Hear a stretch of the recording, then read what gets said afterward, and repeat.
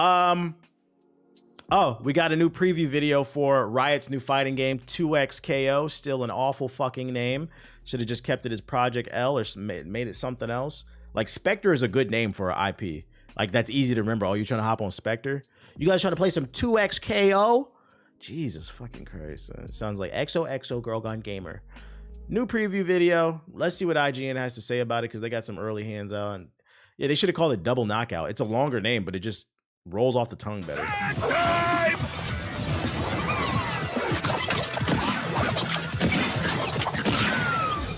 About 50 minutes into my please play as long as you want hands-on demo with 2XKO at EVO 2024, I realized I was going to miss the first match. Oh, this is the video Nomad and Ace should have did. Interesting. Of my Tekken 8 pool. About 30 seconds later, I also realized I didn't care. I was having too much fun. Getting DQ'd from my Tekken bracket would suck, sure, but if I was lucky, I could probably play my loser's match. And besides, I was getting to play. So they played at EVO, huh? A noted fighting game pro who was working on 2XKO and showing my group what the game might look like. Playtest coming soon. Yeah, I'm gonna be in it. I got into the creators program. Shout out to Ace. When was I gonna get that's one thing he did at I'll give him that much. That's one thing he did at EVO. He got the hookup. Chance to do that again, or see the game played like that live in front of me pre-release. Compared to that, starting out my Tekken run in the losers bracket wouldn't be so bad.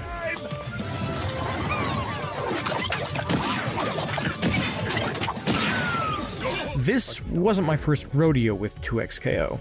I had also played it at EVO last year, but what stood out to me was how much had changed, both on a systems level and with the new characters. There was only one truly new character in the build, Braum, a massive, muscled, seriously this dude's pecs have pecs, shield-wielding mountain of a man, who runs around with the adorable little poros. But it was also my first time getting to play Alawi, who was first available at EVO Japan this year, and see some of the new stages, experience Pulse, the newest addition to the Fuse system, and get a feel for the changes Riot has made to Ari since I last played. It was a lot to come to grips with, but I came away with a deeper appreciation for what Riot is trying to accomplish with 2XKO, and I left very, very excited to play it again. Okay. First things first, if you've never heard of 2XKO, formerly Project L, it's Riot Games' attempt to bring the League of Legends talked about the Bleach fighting games. 2XKO is designed to be simpler and less intimidating than most fighting games, even by the standards of a tag fighter, which usually features simpler inputs compared to one-on-one examples like Street Fighter. It's crazy to say that, because, like, I mean, that has been a reoccurring theme that I've seen the press say, that they've designed this game to be easy to pick up, like hard to master. But it's crazy you say that, but all in the gameplay, I don't think I've really seen a combo. Like, you don't gotta do nothing crazy. Like, I know you're not Justin Wong, but like, can we get like a 5-piece, dude? Like a 4-piece? If quarter circles, DP motions, and 360s make you grind your teeth, you can't say the game is easier and like you're not doing anything. Shout out the Killer Instinct with the sub. Make it easy to pick up and play without losing the technical depth. Okay, there we go. There we go. Unlike the most famous tag fighters, think Marvel vs. Capcom 2 and 3, or Dragon Ball FighterZ, 2XKO is a 2v2 game, not a 3v3 one. Secondly... No love for 3D fighting games? What are you talking about? Tekken just had a massive showing at EVO. What are you talking about? It's a game where you can play solo or with a friend, with each of you taking control of one of the characters on your team. Finally, it uses a simplified control scheme similar to Street Fighter VI's modern control option. You've got a button for light, medium, and heavy attacks, 2 buttons. Yeah, Tekken's the only one that's out right now. And supers, and one for tagging in your partner or calling in an assist. There's also a button for dashing and parrying, but we'll come back to that in a second. Can't do a DP motion reliably? No problem. All you have to do to pull off the flashy specials in 2XKO is hold the direction and press a button. Translation: expect to get juggled and ended in a alt. So yeah, 2XKO better learn the defense. Play, but it also has all of the sicko, affirming, stuff a fighting game needs.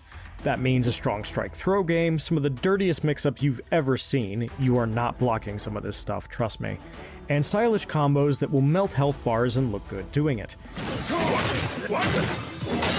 That's saucy.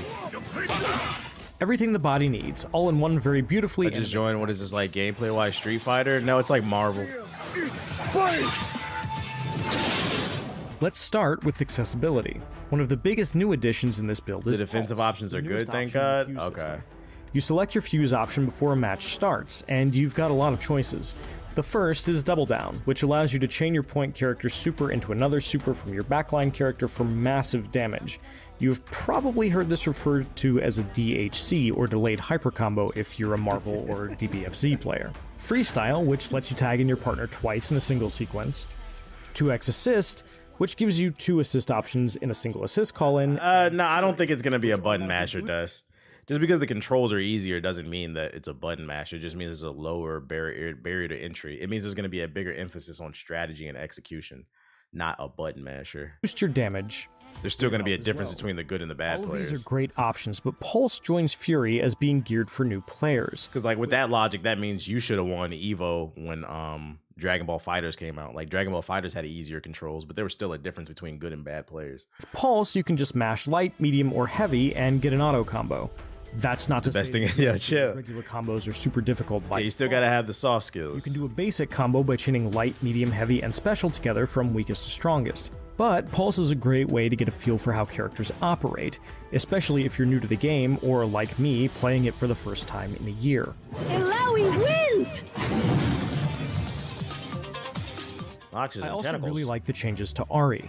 Previously, you had to manage the charges for her Foxfire special and manually reload them, which LTG's gonna hate this game. Now you can spend them one at a time. Hey, whether he loves or hates it, I will be there day one for them streams. And get access to a 3-hit Rekka that Ahri can choose to cancel into a mix-up or continue combos with. This makes her easier and more fun. Could he not have juggled on that bounce? Like, what the hell? One of her special moves also changed from a bomb. Think you could beat Nomad in this? I can beat Nomad in any fighting game I want to beat him in. And he knows that. That's why he'd be scared to play. Place for a moment before homing in on your opponent. It allows for some cool setups and shows that Riot is listening to the player base and incorporating the what a grappler's at into the game. Then there's Braum, who is completely new to this build. Don't let his muscles fool you. Braum's a defensive powerhouse with an unbreakable shield that he can power up with ice magic. Unsurprisingly, that makes up a large part of his kit.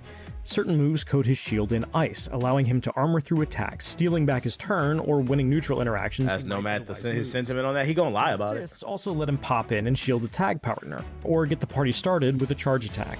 Oh, and he can throw his adorable furry poros at you too. It's gonna be free to play Dark as a support character, but don't let that fool you either. He can absolutely dish out the damage if he hits you. He's a unique character, and seeing him played at a high level made me excited to get him into the lab and see what I can do with him with some practice.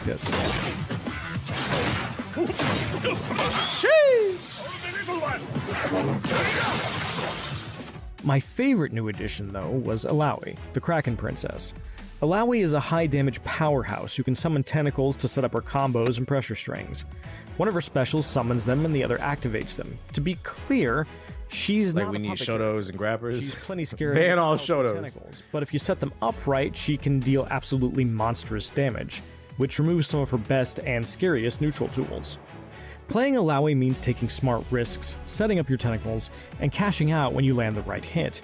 If you can't do played the MOBA for 7 years, excited to play some mains. I seen a meme this morning on IG Reels, and let me know if this is true or not. Pigeon. It said it was like a quote, and it was like, "How can you tell when somebody doesn't love themselves?" And then it cuts to a clip of somebody playing League of Legends. Is that true? I'm not saying it's true. I just thought it was funny. Is that true? Your tag team partner to set you up. Playing Illaoi right is a blast, and I can't wait to spend more time with her. You say yes. The rest of what I saw from 2XKO is the same as it was last year. Darius, Echo, and Yasuo return, and the systems are still incredibly solid. I love that there are so many defensive options. The parry I mentioned earlier comes in 2 flavors, standard and low, and will open up your opponent if you time it right, but leave you open if you guess wrong. There's also classic tag fighter systems like push. I like that. That was one thing that would like annoy me about Street Fighter. Sometimes it felt like when you would parry, it was just more of like a fancy block to get some of your energy back. But like, I like that you'll be able to, there's more emphasis on punishing here. Not that you can't do that in Street Fighter, but the window is really tight. Retreating guard to help you out on defense, and dynamic save, where your tag partner can come in and save you mid-combo, similar to Guilty Gear's Burst. But there's also unique systems like Last Stand, where your defeated tag character can come back. They better add Master Yi. Powerful attack. What impresses me most about all of this is how unique it feels. You can point out 2XKO's influences, but it feels original, and most importantly, nails the League of Legends art style and vibe, and translates the characters admirably. It feels great so far, and coordinating with your tag partner during a match or yelling save me, when you're being comboed is a lot of fun. I made my Tekken pool, as it turns out, and won my first game before losing the next two. Not bad for someone who didn't practice beforehand. Damn, he said he didn't drown. My fondest memory of that part of the day, though, was pulling off a huge comeback with Alawi while I was teamed up with Mecha against two IGN staffers. I had one hit left, but somehow we managed to pull it Wait, whose video is this? Oh, they're all IGN. I thought it was like a GameSpot versus IGN war. Oh shit, Kotaku versus When it IGN. happened, he grabbed me by the shoulders and shouted, "Yes, let's go!" That's what makes fighting games great, and the fact that 2XKO can evoke that feeling. We were all cheering, laughing, fist bumping, and shouting, "Oh no!" during the round robin sets we played, while it's this far away from release, is special. It already feels Clearly good, they cares said. deeply about getting 2XKO right, and that dedication is on full display so far. When Riot staff finally kicked us off the demo station, I was satisfied, but I still can't wait to play more. That Alpha Lab invite can't hit my inbox soon enough. For more on 2XKO, don't miss 13 what up, minutes of Trey? gameplay from last year's EVO. And for everything else in the world of video games, stick with IGN. Where that Fatal Fury? Tireless warrior! I hope they have a story mode because I'm not into League of Legends. For real? I don't care about no story mode. Oh, I just hope it runs well. Like there's no lag. And there's just other different types of modes and stuff. Speaking of different types of modes, Apex Legends, we're about to see whether or not the community is going to stick to their guns and keep negatively reviewing this game, or are they going to cave and try the new season? Apex Legends has a new energy. Play Revivals mode with free respawns, flex new upgrades like class perks and battle sense, and do it all on the new map E-District. See ya August 6th. Said just let it die. It's you who needs to catch up, Chica. And where is... Here we go. I too enjoy the sounds of fooding. Slurp, slurp. Shouldn't you be trying to kill me? Yes, I'm building anticipation. Your trailer was a whole lot of nothing. I'll be the judge of that. Anticipation. I'll have to. Bruh, is there on gameplay? that one. Come on. Get to it. I'm in, let's go. Fraud Pecs. Fox 3. Fraud Pecs Legends.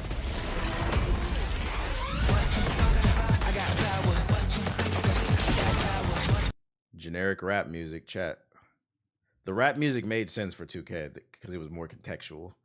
But generic EDM rap music for the Apex trailer, what's a telltale sign from an insider in the gaming industry? Shitty rap music.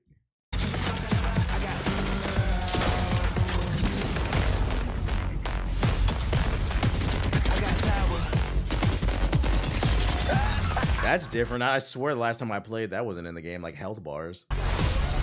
Wait, did it say it got battle pass energy? What does that say? Oh, battle sense. I was about to say, what the fuck? We got hella battle passes. Swift, strong, simple. I got power.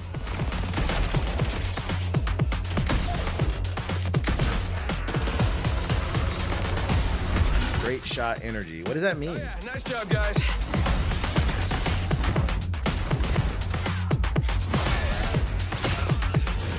Oh, yeah. Somebody look at me. Look at me. Look at what I'm doing. Say hello to my little friend's little friend. We're going to Kimbo.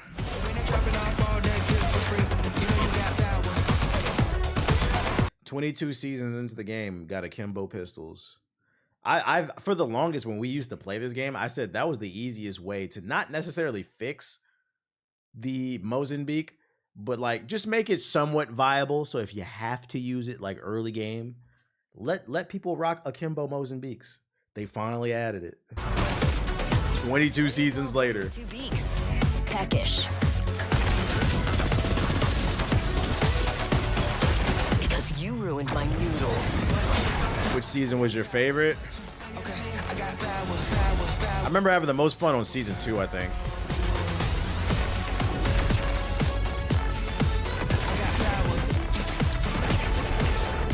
I think I stopped at like 8 or something. These games, they got Shout out to Bleak Corner with the sub.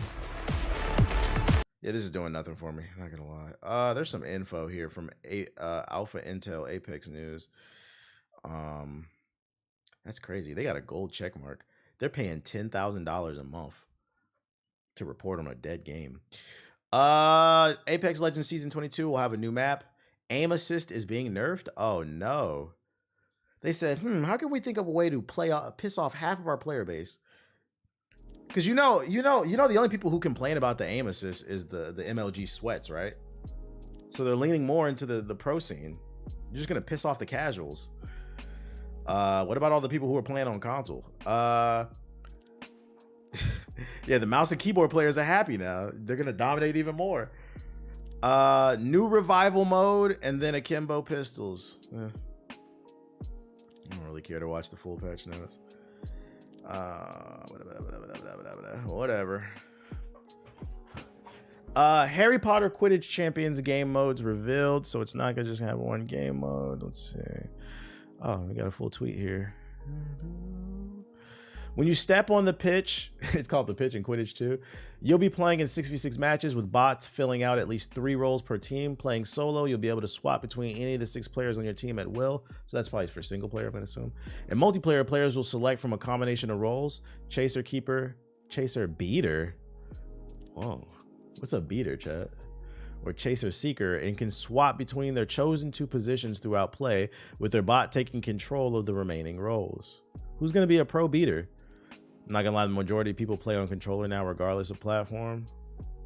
Shit's crazy. In career mode, you can play your way through 4 exciting championship cups. You can play through all these cups solo with the ability to hop between each position and take over your role. Yeah, freaky ass class. In the Burrow Cup, you can learn the basics of flight and position training, and you'll show your house pride. Yeah, whatever. Interesting. So they're basically just giving us some insight on how the game looks good from like right here. It looks like it's gonna be some fun. Beating balls is crazy. Yeah, the professional ball beater. They're actually doing this Harry Potter thing. I'm kind of for it. Yeah, I mean, it doesn't look bad. I don't know shit about this shit. Shout out to all the pro meat beaters. Let's see. Oh, we got some more rumors. So on yesterday's stream, we reported that there were massive layoffs at Bungie, and the CEO, Pete Parsons, remember that name? We learned the name Pete Parsons. Penis Pete, it was revealed that he bought like 20 new vehicles last year.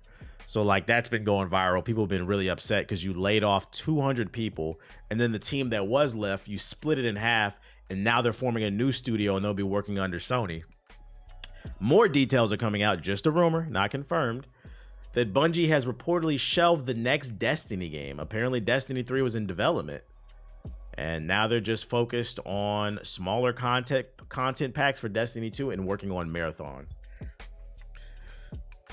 And I said yesterday, educated guess based off of these reports, because Sony paid $4 billion for Bungie. They are not happy with the sales and what Bungie's been doing. So now they're splitting the talent, taking more control of the company. They're canceling Destiny 3, not confirmed, but a rumor, and forcing them to work on Destiny 2 with Marathon. And according to reports, early insight, Marathon sucks. It's not looking good. It's not looking good for Bungie. 20 vehicles will do that to you. Look, it's right here. So it's the top trending shit too. What is it? I showed it yesterday about the cars too. I saw it trending. Wish I could show it again. Bungie went from 1,400 to 800. Shit is crazy. It's getting worse. It's getting worse. Let's see. Bungie CEO cars. Oh, is this it right here? Just to clear up some rumors floating around, Destiny 3 was not canceled because it was never in development, per people familiar. Bungie did some very early work on a spin-off project called Payback, but they canceled that a while ago. I'll have a story tomorrow. Okay, we got that cleared up. Shout out to Jason. He's from Bloomberg. Okay, he's reputable. He said fake news. Fake news. Okay, Destiny 3 was never real. So hold up. What have they been working on? Just Marathon? Damn, Bungie don't got no games. Bungie don't got no games. Let's see. Bungie CEO. Oh yeah, here's the video right here. They found his car collection, like everything he's been buying. Pistol Pete out here. They had another game, but I think it's going to be a new studio for Sony. Yeah, they split this. But no, I think that's problematic that they did that. They laid off 200, because keep in mind, they laid off like 500 people last year. So they laid off another 220 people. And then of the 800 people that are left, they split the team and made a new studio. And in the statement, what's problematic about the statement to the press, Penis Pete, of the CEO of Bungie, said one of the main reasons they split the team. I was saying that it's problematic because they're already dwindling in numbers, and now you're splitting the team even more. So the people who are working at Bungie have to wear even more hats, and they already don't make a lot of money, at least the developers, while Penis Pete continues to buy more cars. So basically you're stressing out your employees even more while you're buying more cars, and you guys aren't even really working on anything besides Marathon, which has been reportedly been ass according to early reviews of it. Niggas just buying shit. It's just a bad look. I think it's a bad look. And then you have the nerve to put out in your statement, oh, we know it's a hard. How would you know it's a hard time for the employees? Penis Pete. And then you know it's bad because Penis Pete put his account on private when this got announced yesterday. Pete the Penis got the money. Yeah, he privated his account so you can't criticize him. I think that's just kind of cowardice. I don't know. He got an Iron Man car. Why do you need that many cars? That's crazy. Why do you need that many cars? So that's the update on Bungie. We'll keep our eye on that story. He said that he has a story coming on Bloomberg, so hopefully that'll drop tomorrow. I'll be on the lookout for that tomorrow. I laugh every time you say his name, Penis Pete. Penis Parker. Another rumor going around is that Dragon Age Veilguard, the launch will be in October, according to Jeff Grubb, who's got a big like Xbox podcast or whatever, so keep an eye out for that. Definitely looking forward to this game because it's drawing inspiration from Mass Effect, so I'm looking forward to the new combat system. We're keeping an eye on the new Dragon Age.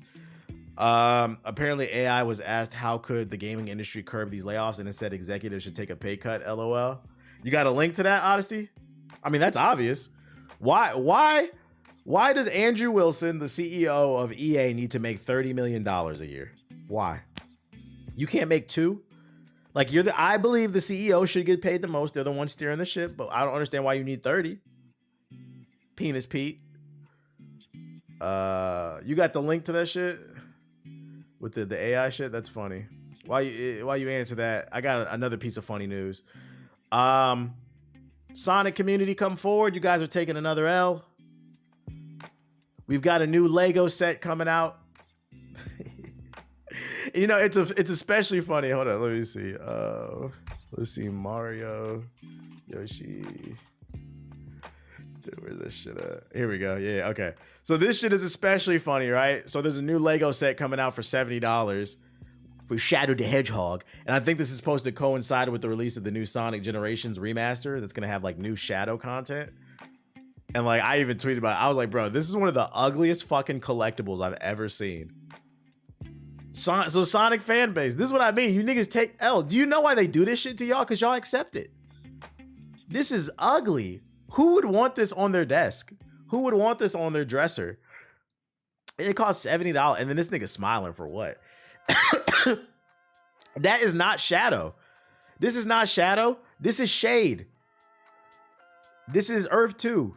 This is not Shadow. This is Shade. And I think this shit is especially funny because Lego just announced on July 25th, they also have a Mario and Yoshi Lego set that looks much better. It looks much better. It actually looks like the fucking characters. That's the worst Lego set I've ever. I just think it's funny. So Mario and Sonic couldn't go to the Olympics, but they're competing in the Legos, man. Shit looks like an Angry Bird. It does. It does look like an Angry Bird. LOL, imagine the instructions for this thing. You're going to open up the Shadow Lego set and the instructions are going to be like, it's just going to say, fuck it. We tried, bro. Shout out to Tori with the sub. We tried. What in the world? Oh, the comments. Let's look at the comments. They say, what in the world? How is this thing? How is this a thing? I can't get over how ugly it is. Bring me the severed head or Shadow the Hedgehog. They hate it, bro. Temu Shadow, bro. Temu Shadow. So yeah, if you want to spend $70 on this shit, go for it. Sonic community deserves nothing. When does Sonic Generations come out? Sonic Generations remaster release date. October 25th. Let's get in the sub box. I doubt there's much because I was surprised there's this much news on a Thursday. We almost made it to the end of the week. What y'all doing this weekend? Trenches news on Fulio getting killed. Trenches. Who calls themselves Trenches? New Star Wars Hunter content. Sweet. Probably just Spectre.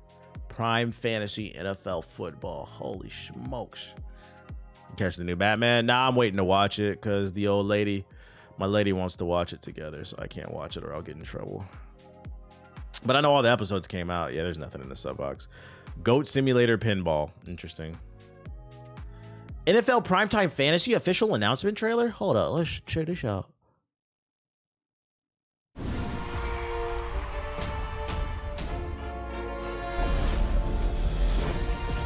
Wow, make real-time decisions. Whoa, and doing NFL games. I think the funny thing, what's so funny to me about like sports, people who are like sports junkies, is they'll call people like you and me like nerds. Like, oh, this guy plays Dragon Ball Z, Zelda, Nintendo. This nigga loves Yoshi. What a fucking cornball and a nerd and a dweeb and a geek. But then they'll download apps like this. Like, look at this shit. Nigga, you're doing math equations for fucking Russell Wilson. What are we talking about here? You niggas is doing algebra, fantasy algebra. I gotta download the bronze pack on my fucking NFL fantasy league.